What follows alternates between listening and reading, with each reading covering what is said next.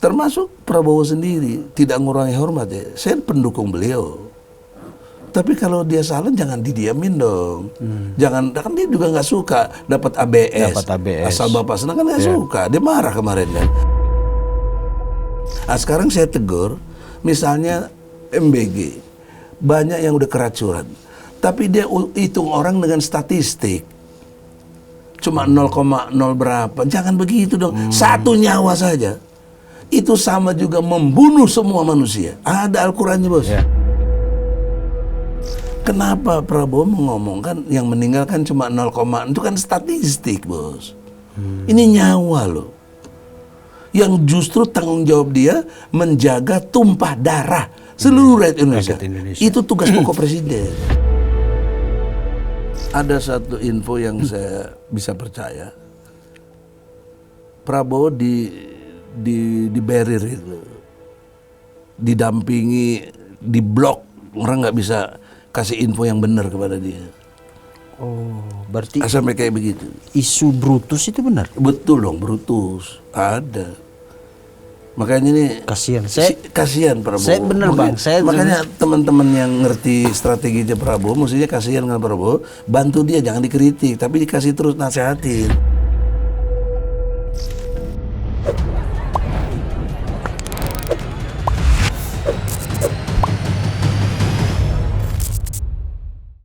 Oke bang, ya.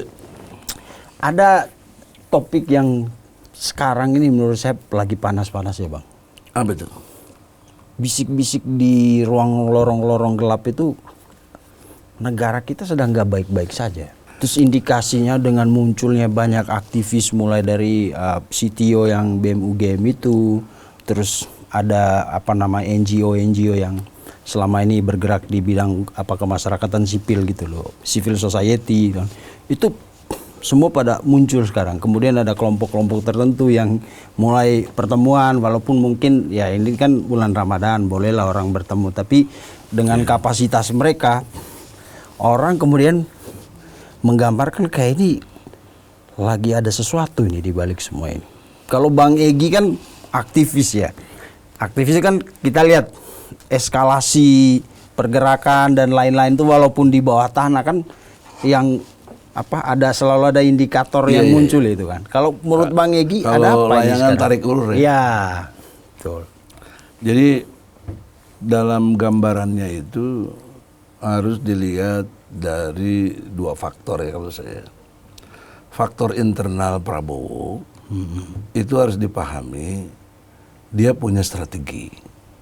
Dia punya target-target yang sudah dia bangun dengan dasar kepercayaannya. Dengan dasar ilmu yang dia sebagai jenderal ya, dan memang pernah pimpin lapangan yang strategi Sandi Yuda itu. Saya masih percaya dengan teori itu. Dalam perspektif sebagai sahabat, saya berkawan dengan Prabowo itu awalnya itu pas dia komandan Kopassus loh, masih di Cijantung itu. Saya diundang ke rumah beliau sebagai aktivis Islam waktu itu. Jadi dalam pengertian sangka baik, dia melakukan strategi untuk bisa diterima semua pihak. Kemudian dia tampilkan kualitas orang yang diangkat. Si Fulan diangkat jadi menteri, ini kan akhirnya dipecat. Bahkan orang yang dianggap paling punya pengaruh juga dipecat. Kita nggak perlu sebut namanya lah ya. Tahu lah. Ya, termasuk kaitan dengan ekonomi kan. Bahkan dipercaya dunia, dipecat juga. Itu kan ada waktunya gitu. Nah, saya menduga Prabowo masih menyimpan waktu untuk melakukan yang dia yakini benar. Dia ukur keadaannya, variabelnya, karena pasti nyinggung berbagai pihak nantinya. Ya, apalagi kita rentan dukungan partai-partai. Betul. Nah, tapi ketika dia merasa solid partai berpihak kepada dia, baru mungkin dia lakukan. Tapi saya kritik juga Prabowo, jangan kalah waktu nanti. Oh. Sehingga jadi salah langkah. Jangan salah timing. Ya. Jangan salah, jangan wrong time-nya itu jangan salah gitu. Nanti dia salah langkah. Kenapa?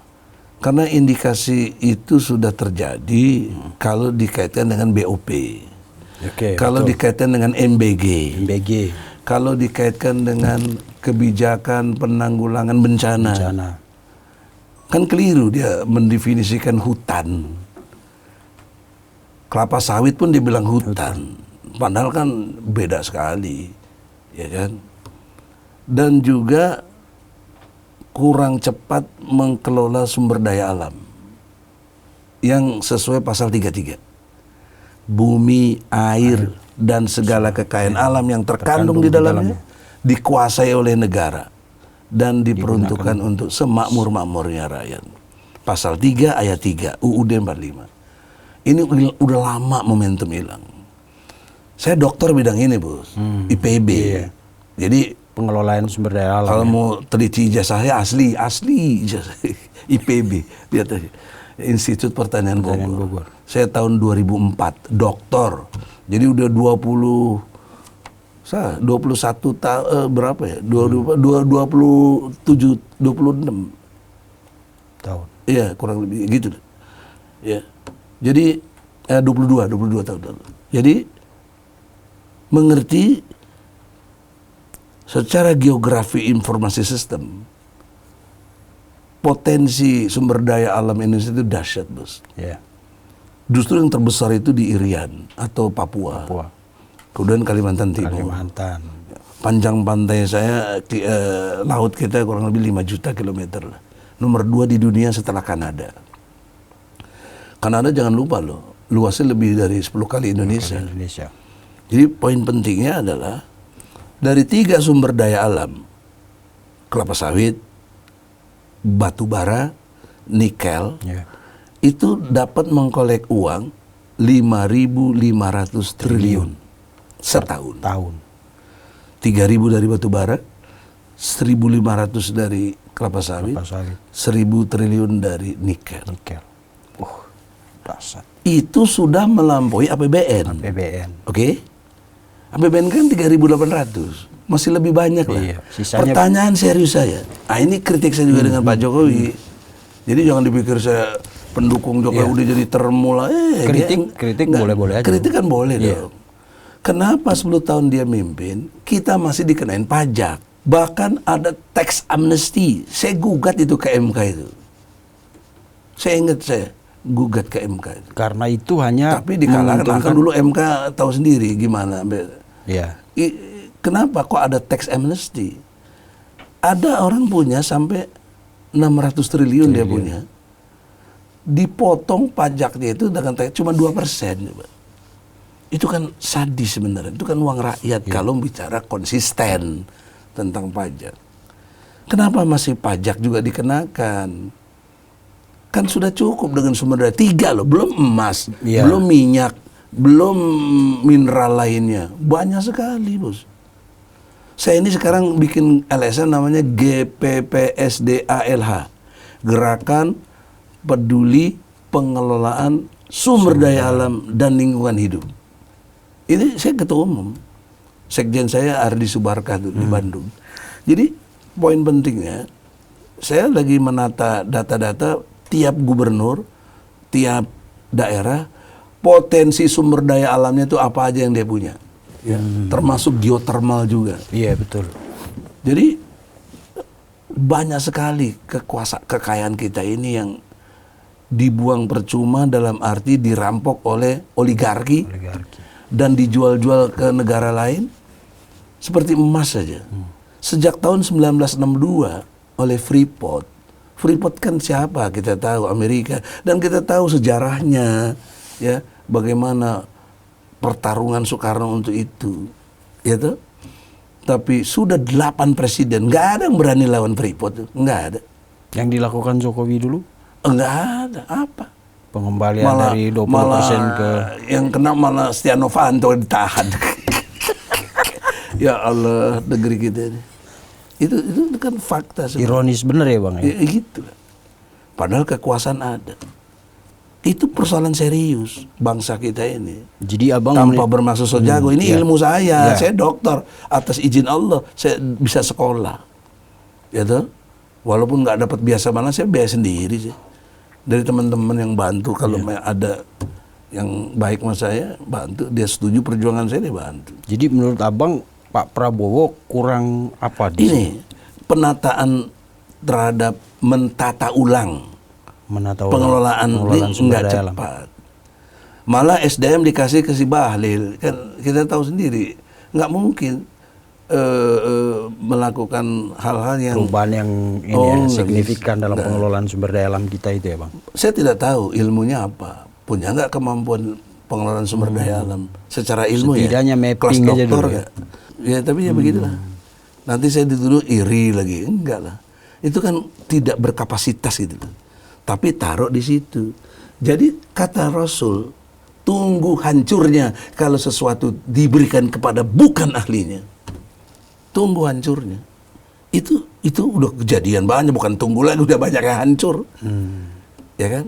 Termasuk Prabowo sendiri tidak mengurangi hormat ya. Saya pendukung beliau. Tapi kalau dia salah jangan didiamin dong. Jangan, kan dia juga nggak suka dapat ABS. Asal bapak senang kan nggak suka. Dia marah kemarin kan. Nah, sekarang saya tegur, misalnya MBG banyak yang udah keracunan, tapi dia hitung orang dengan statistik. Cuma 0,0 berapa. Jangan begitu dong. Satu nyawa saja. Itu sama juga membunuh semua manusia. Ada Al-Qurannya bos. Al-Maidah ayat 32. Satu orang dibunuh sama dengan kamu membunuh seluruh manusia. Karena itu sebaliknya kalau kamu memelihara satu orang sama dengan kamu memelihara seluruh manusia. Al-Maidah ayat 32. Itu bukan kata Egy.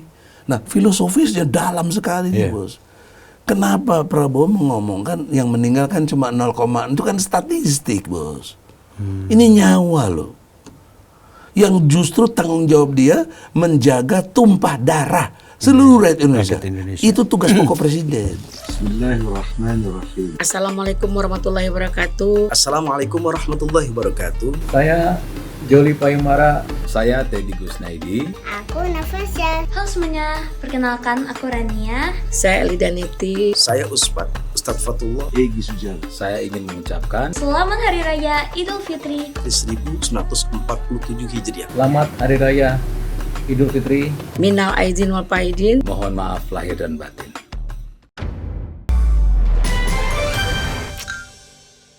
Menjaga tumpah darah seluruh rakyat Indonesia, mensejahterakan umum seluruh rakyat Indonesia. Ketiga, mencerdaskan kehidupan bangsa. Itu exactly tugas presiden. Dan menjaga politik bebas aktif. Tapi bukan ikut BOP, itu nggak bertanggung jawab. Itu bebas yang tidak aktif, yang tidak bebas sebenarnya itu. Oh, karena terikat Terikat sama kehendak gimana? si itu. Masuk dibawa ke tiak citram. Bang, kalau soal pengelolaan sumber daya alam tadi kan abang bilang harus ditata ulang.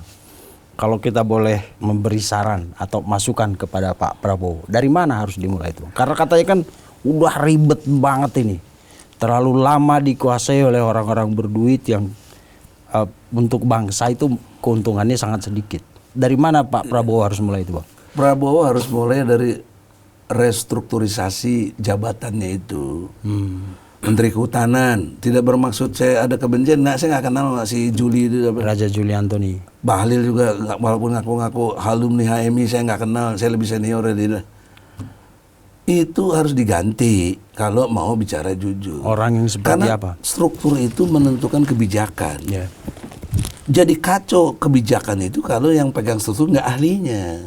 Jadi selain Misalnya menguasai si Juli coba, udah jelas kebanjiran kemarin itu gara-gara penebangan pohon, dia main domino sama orang penebang pohon lagi. Itu kan sadis gitu. Itu menyakiti hati rakyat itu. itu kan berkaitan dengan kualitas moral kalau. Iya. Nah, kalau misalnya yang tadi abang Skill bilang, juga dong. ya, berarti selain mungkin kan si Bahlil misalnya dia punya kemampuan manajemen, tapi kalau nggak ngerti tentang hakikat sumber daya alam atau kekayaan alam kita itu repot juga itu, Bang. Bukan repot lagi, Sesat. menciptakan fatal. Fatalnya apa? Nah, udah Allah kasih contoh bencana alam. itu kan nggak mungkin nggak ada keterkaitan dengan SDM, nggak mungkin. Ada, namanya ekologi itu. Ya, dari segi ekologi sistem kena dong, nggak bisa. Saya kan belajar untuk itu.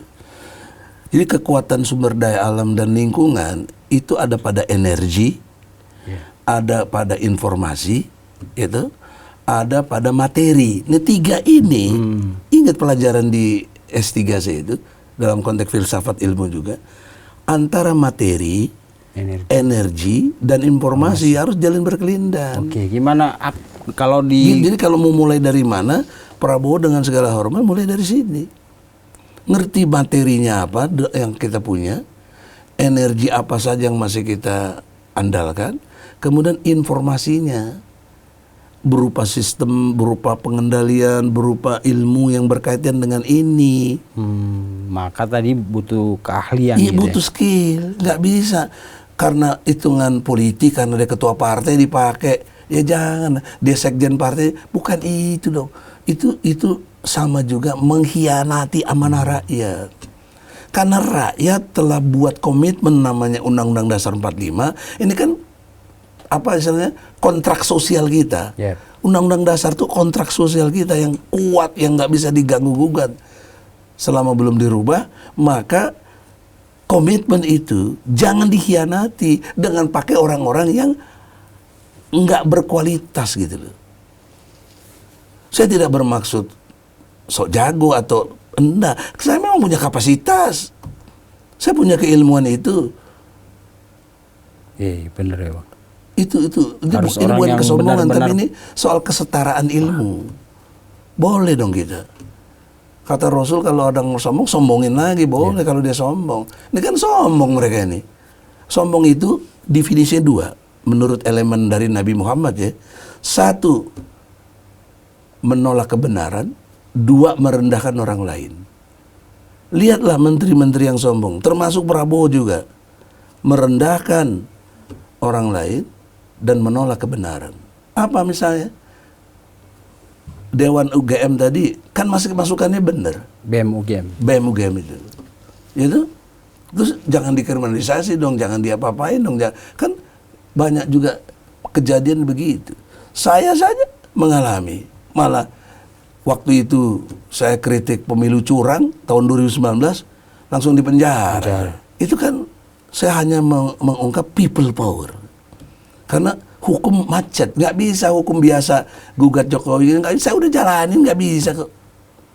Maka yang bisa adalah people power. Dituduh makar saya. Pasal 104 itu sanksinya hukuman mati ya seumur hidup, betul kan? terkaitan Dan sampai hari ini saya masih tersangka, nggak bener ini. HAM saya udah diinjak-injak itu. Mestinya saya dapat rehabilitasi, mestinya dong. Itu hak presiden juga, abolisi, amnesti, grasi, rehabilitasi.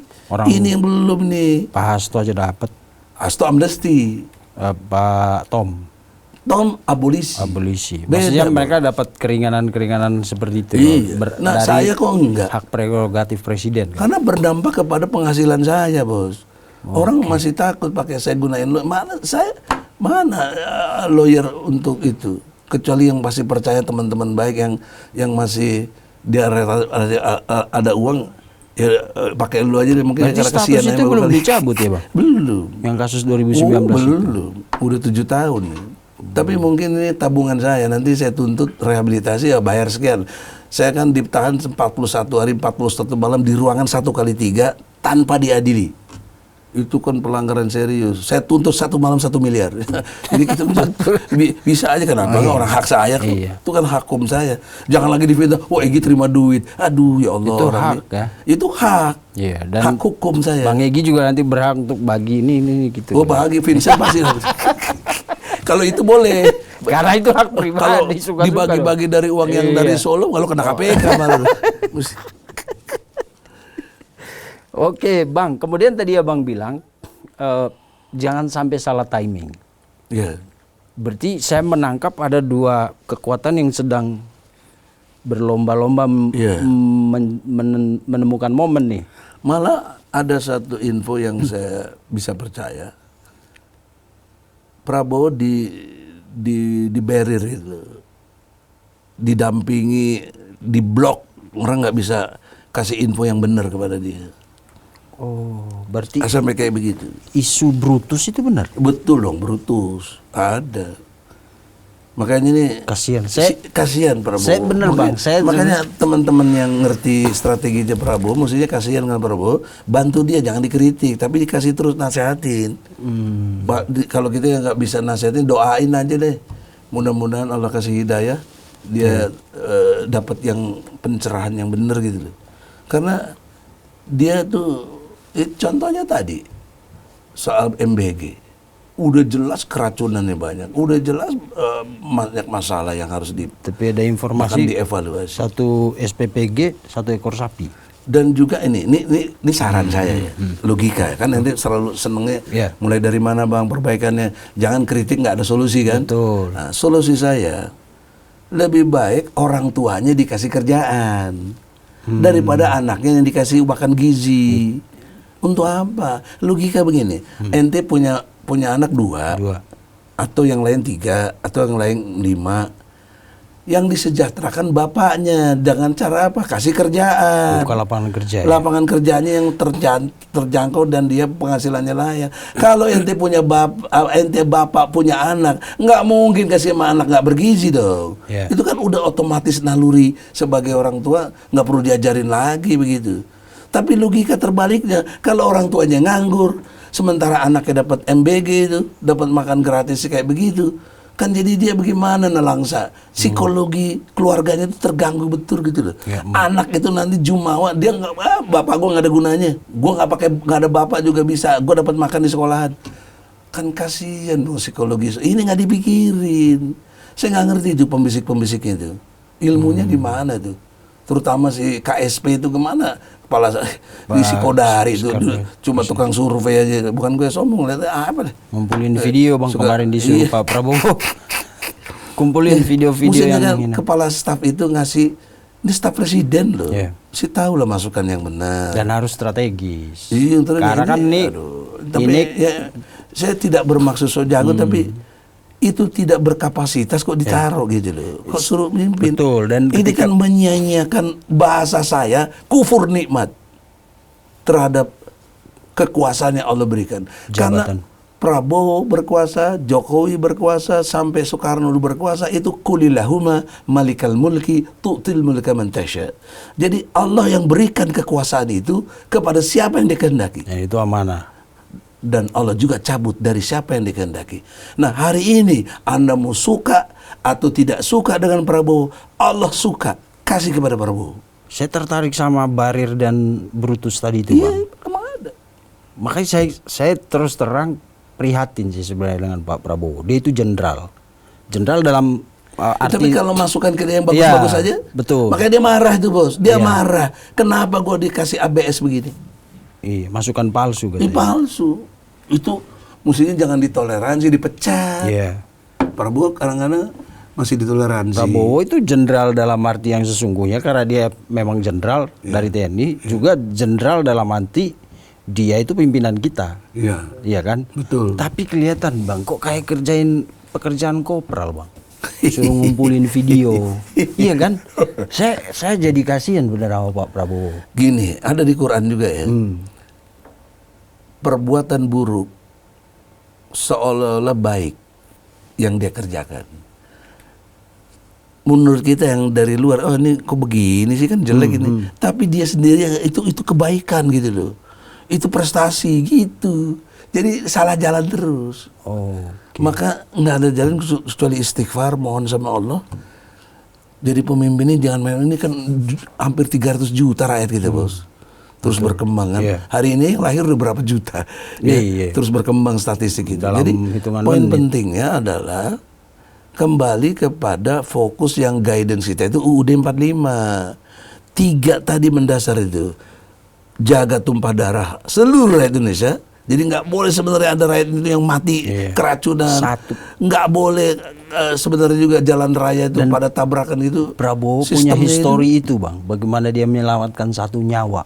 Kasus TKI NTT Iya, yang pernah, dia selamatkan dulu satu pernah. orang yang dihukum mati gara-gara itu kan kalau kita lihat sebenarnya secara personal orang ini punya kepekaan itu loh. Tidak bermaksud curiga ya, tapi bisa jadi bias dengan popularitas. Oh, oke. Nah, kalau ini kan nggak populer nanti. Karena mengkritik diri sendiri ke dalam dan lain sebagainya. Maka belum terlambat waktu masih, karena dia belum ada gerakan jatuhin dia. Ya, tapi dengan adanya Brutus itu cepat jadinya nanti. Ya, itu kan udah dibuktikan sekali yang demo bulan Agustus itu loh. Betul. Tahun Kemarin tahun kemarin. 2025. Kan, terus ada rumah anggota DPR dibakar segala macam itu kan. Rumah Sri Mulyani jadi itu dijarah. Itu harus menjadi warning, tapi itu nggak dapat pelajaran ya sudah. Nanti Allah udah kasih tahu kan, itu kan warning kan, sinyal alarm dari Allah, dia abaikan, dia ignore, nanti baktatan bahasa Qurannya, plötzlich kalau orang Jerman bilang, tiba-tiba Allah gulingkan, bisa. Dan main-main. Dan sinyalnya semakin kuat. Tadi saya dengar pernyataan Rocky Gerung di podcast kalau nggak salah Bocor Halus Tempo ya. Apa Kan ditanya, menurut abang kira-kira Prabowo bertahan sampai 2029 nggak? Rocky Gerung bilang tidak. Ini kan sinyal yang sangat. Kalau saya itu jumawa. Jumawa ya. Kenapa? Karena di Quran bilang surat Al-Kahfi ya, jangan kamu mengatakan besok itu apa yang kamu kerjakan tanpa insya Allah. Harus insya Allah. Rocky hebatnya apa bisa tidak? Emangnya dia Tuhan? Kalau nanti faktanya enggak? Ya. Ini bedanya kalau kita ngomong dengan orang yang pendasarannya tauhid tadi ya, bukan sebatas analisa logis Rocky doang. kawan baik saya, dia udah 40 tahun dia gaul sama dia. Tanya Rocky, bukan baru kemarin, 40 tahun saya udah jalan. Rocky kan filsuf, abang dulu kan TV teolog. belum ada, cuma TV RI. Gue udah dialog sama Rocky waktu dulu. Tapi dia lebih booming ya, nggak tahu juga kenapa. Rezeki anak soleh juga. No Rocky no party katanya. Ya itu kan mainan pers lah. Nah, kita buat sekarang Media. no Egi no apa? Nanti saya pikir. Happy aja, happy. No Egi no happy ya. Iya benar. Itu beda. Happy pribadi, happy. Osjubedi. Ini teori berlaku untuk semua loh. Iya, Bisa ente benar. pakai, coba kasus LD apa aja pakai teori ini, insya Allah. Benar Mas. Yang saya agak kaget di OST itu bang, kan biasanya objektif, sistematif, terstruktur. Ya. Kalau abang kan objektif, sistematif, toleran. Nah gini, saya ambil dari surat, maaf ya. Ya.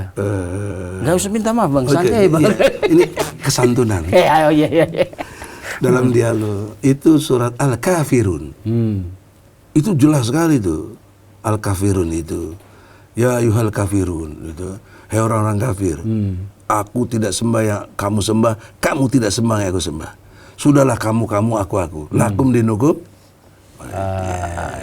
waliyadi. Jadi kamu begitu agamanya silakan, saya begini. Jangan ribut di antara kita. Itu kan keren sekali bos. Itu toleransi tertinggi itu yang miliki Allah. Dia ciptakan semuanya. Iblis pun dia ciptakan, manusia kafir juga dia ciptakan. Melawan dirinya, dia welcome. Dirinya dilawan, silakan. Lakum dinukum waliyadin. Bahkan setan ditangguhkan, iblis ditangguhkan sampai akhir.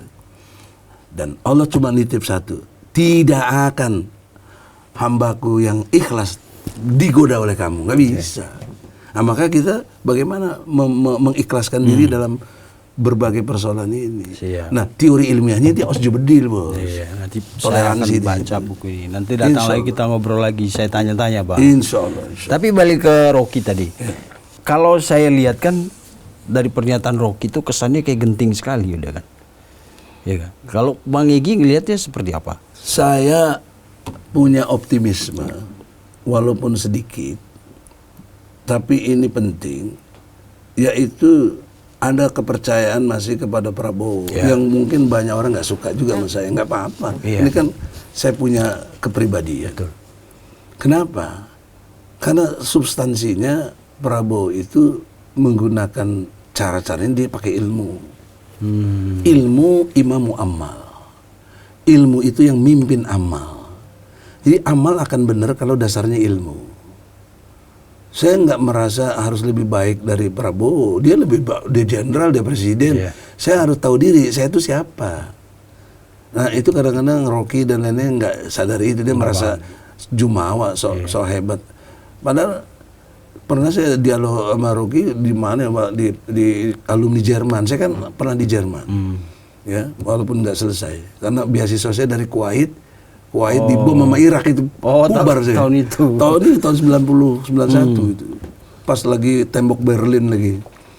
Nah, jadi saya pernah debat jadi tentang negara sekuler dan negara Islam. Nah, Rocky pernah ngomong, mana mungkin negara masuk neraka, kan abstrak. Wah, saya kritik, negara itu kan terdiri, ada rakyat, ada pemimpinnya, itu pemerintah, ada wilayah, ada hukum, dan ada pengakuan internasional, itu disebut negara. Yang masuk neraka ya rakyatnya, itu pemimpinnya dong. Kok negara nggak bisa masuk neraka? Nah, pernah kita debat logika begitu. Sama gitu, jangan sok tahu lah. Lu jawab, sekarang saya jawab, tanya sama kau nih. Kenapa muka kau begitu? Vincent, kenapa muka lu gitu? Kenapa si Dodi gitu? Kenapa yang lain? Agus, si Cita, beda-beda mukanya. Lu jawab pakai gen, mana bisa gen jawab juga. Ini kehendak Allah. Kalau pakai Ali Imran ayat 6, aku kehendaki wajahmu spesifik. Jadi kalau di oplas, yaitu dosa orang kesalahan manusia. melawan Akhirnya melawan banyak desain silokonnya Tuhan meledak. itu ya. Jadi buruk ya apa itu.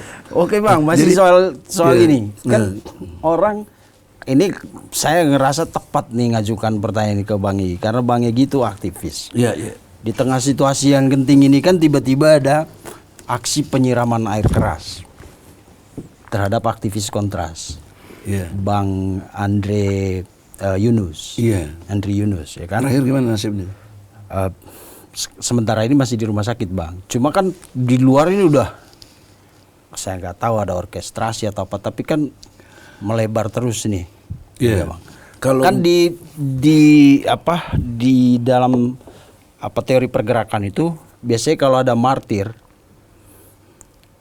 itu gerakannya lebih cepat, lebih dahsyat dan gelombangnya luar biasa Bang. kalau berdasarkan pengalaman enggak juga. Enggak ya? Karena kualitas rakyat kita itu kan tidak bermaksud menghina ya. Kelas sembako lah. Ya. Kalau sembako kumpul. Ya kita harus gitu. realistis mengatakan mengatakan itu. Jadi gampang disogok lah bahasa lainnya. Lemah. Suara gara-gara 50-100 ribu berubah bisa. Walaupun ada trigger. Katakan dulu Munir, trigger betul Munir. Tapi siapa yang tergerak? Kontras juga dia. Bahkan dibunuh. Nggak ada, biasa-biasa saja. Lebih ekstrim lagi, tidak bermaksud mengecilkan siapapun, tapi logika fenomena sosiologis. Habib Rizik. Kurang apa hebatnya dia? Yang dijemput jutaan umat Jutaan waktu dijemput di itu. Tapi siapa yang gegap gempita berani mati untuk dia? Nggak ada. Mungkin dia melarang atau apa, tapi nggak mungkin kalau tidak ada teori yang tadi Anda bilang kalau satu jadi martir. Ada. Enggak. Indonesia nggak begitu. Yang saya pahami. Tapi saya tunduk kepada jika Allah mengizinkan bisa. Tapi itu kan variabelnya susah sekali. Bagaimana mengukur izinnya Allah? Betul. Tapi lihat fenomena umum nggak begitu. Sebut siapa lagi yang paling ini? Nggak ada. Novel dulu ya kan? Iya, Novel. Dia juga apalagi dia KPK kok.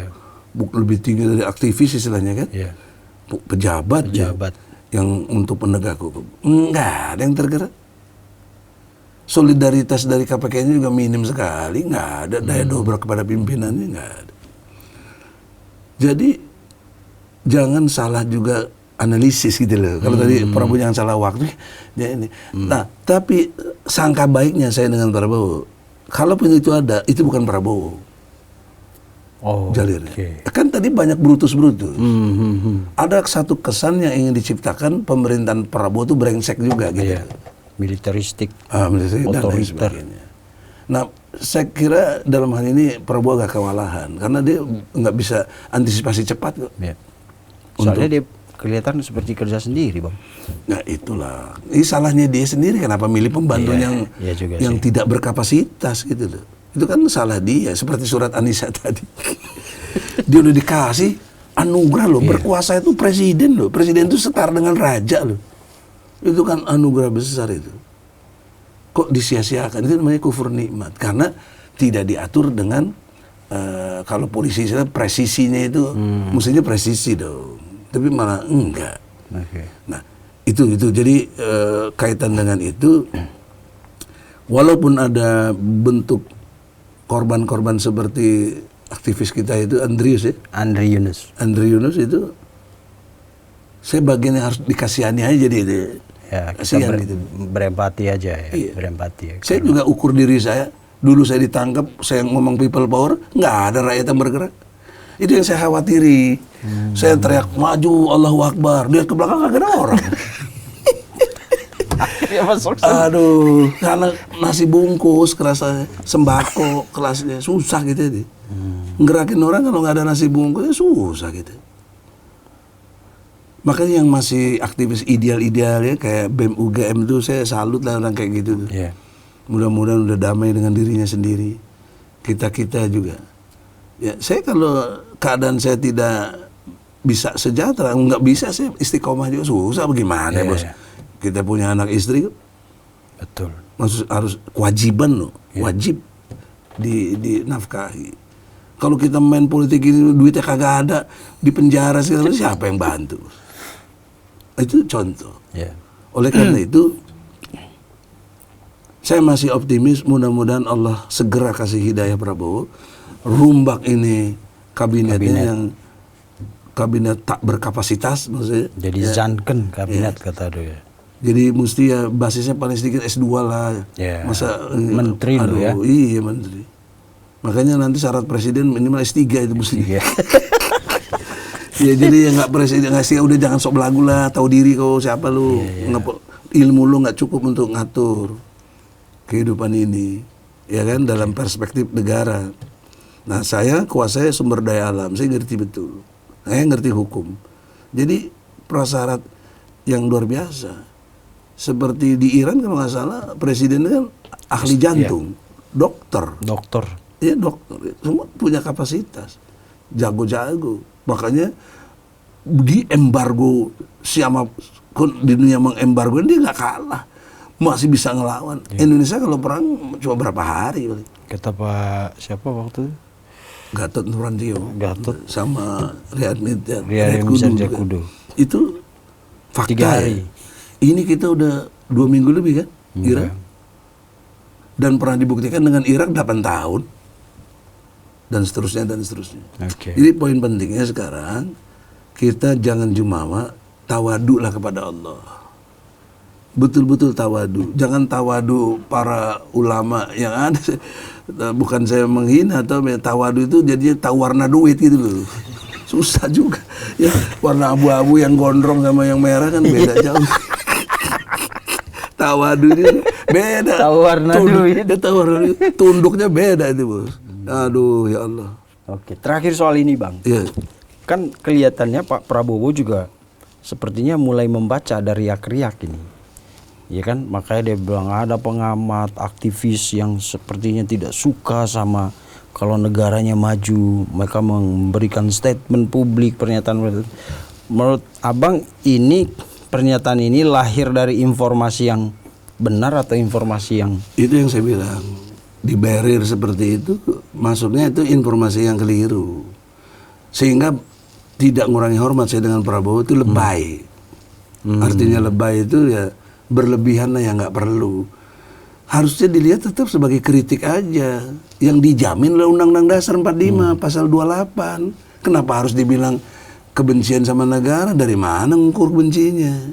Kan repot nanti kalau dipakai ukuran ilmiah secara osjubedil. Iya toh? Tapi mungkin kan dia bilang sebagai kepala negara kan dia punya basis intelijen gitu, Bang. Iya, tetap aja subjektif tuh namanya. Oh, Kan penilaian dia. Sekalipun dia presiden, dia nggak boleh melupakan kaedah intelektual namanya osjubedil. Osjubedil. Ya, nanti kita Walaupun ke presiden. Hambalang aja deh, Bang, bawa buku ini, Bang. Nggak tahu dulu. Males juga nanti gue nulis kasih buku buat Jokowi disalah-salahin gitu.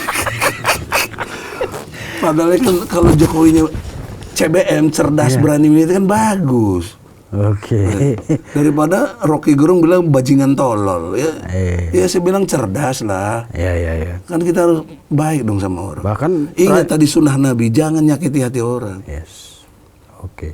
Bang, sebagai aktivis, Bang, kasih apa ya, pandangan dulu untuk setidaknya buat kita ini supaya adem rasanya. Kita mau lebaran, habis lebaran jangan beri, menurut pandangan Abang, kita ini sedang apa sebenarnya negara ini?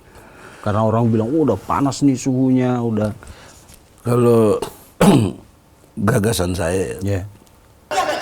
Pasti kita pengen kan ekspresinya. mengedepankan estetika. Jelas tadi mendengarkan. konsep tahu diri dan tahu batas. Eksistensi kita, diri kita ini, apa dan bagaimana track recordnya gitu loh. Anda makomnya di dunia infotainment seperti ini. Saya advokat, juga ada dosen. Saya dosen di PT IKI, Bos. Perguruan Tinggi Ilmu Al-Quran di Lebak Bulus. Jadi ada sisi ilmiah yang bisa saya pertanggungjawabkan. Nah, tahu dirinya adalah saya bisa bicara begini, dasarnya ilmu. Nah, orang yang nggak tahu diri, nggak punya kapasitas, tapi ikut ngomong. Lebih banyak lagi ngomong. Itu dilarang keras di Quran itu. Surat ke-17 ya, Al-Isra ayatnya 36. Jangan kamu mengikuti sesuatu yang kamu tidak tahu. Jangan, karena pendengaran, penglihatan, dan hati diminta tanggung jawab oleh Allah. Pendengaran itu apa? Informasi. Kualitas informasi apa yang kamu dengar? Fakta data apa yang kamu lihat lewat mata itu? Hati, judgment, memutusnya pasti benar kalau informasinya akurat, kemudian data faktanya juga akurat. Maka penilaian kita benar. Di situ saya masukin teori konsep tahu diri. Lu tuh siapa? Kelas lu kutu kupret mau ngelawan kita, ya jangan lah. Tapi kan dibilang sombong lagi. Yang sombong emang lu kutu kupret, gimana sih? Yang kedua, tahu batas. Nah, tahu batas itu setelah tahu diri, pasti dia ngerti batasnya. Nah, oleh karena itu, janganlah melampaui batas. Overlapping kata orang sekarang ya. Kalau bahasa Quran, yang melampaui batas itu namanya iblis. Ketika iblis melampaui batas disebut setan. Jadi siapapun yang melampaui batas atau bahasa lain keterlaluan, tidak sesuai dengan itu setan. Nah sekarang banyak setan-setan politik, setan ekonomi, ya, setan di pemerintahan itu banyak sekali setan itu. Karena dia kerjaannya melampaui batas saja. Udah tahu dirinya gagal, dia alasan lain-lain. Dia tahu bahwa ini bencana alam serius, yang disalahin hujan. Masa hujan disalahin? Bagaimana orang kayak begitu? Itu dia nggak tahu batas itu. Otomatis nggak tahu diri. Nah, jadi untuk adem, kembali ke on the track, lu tahu diri. Aku batasnya di sini, tahu diriku di sini. Jangan sok bicara-bicara ekonomi kayak apa, jangan lah, lu capek lu. Tapi yang juga lain jangan sosok bicara hukum lo. Iya. Gitu. Jadi kalau orang everybody tahu diri, tahu batas, wah nyaman, Bo. Hidup nyaman. Itulah yang saya lihat di berbagai negara yang maju ya. Konsep tahu diri, tahu batasnya itu On the track lah ya masing-masing. Satu contoh misalnya nih, saya pernah ketinggalan HP 2 bulan di Australia. Bukan 2 bulan. Maksudnya 2 jam lebih gitu. Itu balik lagi masih ada. Di kita mah aduh sendal aja ditimpe di besi. 2 menit tinggal hilang. itu contoh. Ya, di berbagai tempat juga begitu. Pernah juga saya di Inggris kemarin. Ketinggalan di metro itu. Subway, kereta bawah tanah. Saya tracking lagi ke stasiunnya, masih ada, disimpenin. Itu contoh konsep tahu diri, tahu batas. Jadi dalam perspektif seperti itu sangat harus konsep tahu diri, tahu batas menjadi pelajaran. Mestinya dulu kan ada pelajaran etika atau apa tuh? Modestia, etika, Gitu loh. ya. Diajarkan itu. Betul. Tapi ini masalahnya kan guru-gurunya juga banyak nggak tahu diri. Orang tua murid juga, guru hukum muridnya itu malah gurunya dilaporin tuh kan. Polisi kan. Ya Allah, gimana negeri kita? Saya kira gitu deh. Oke. Mudah-mudahan ada manfaatnya for Siap. everybody.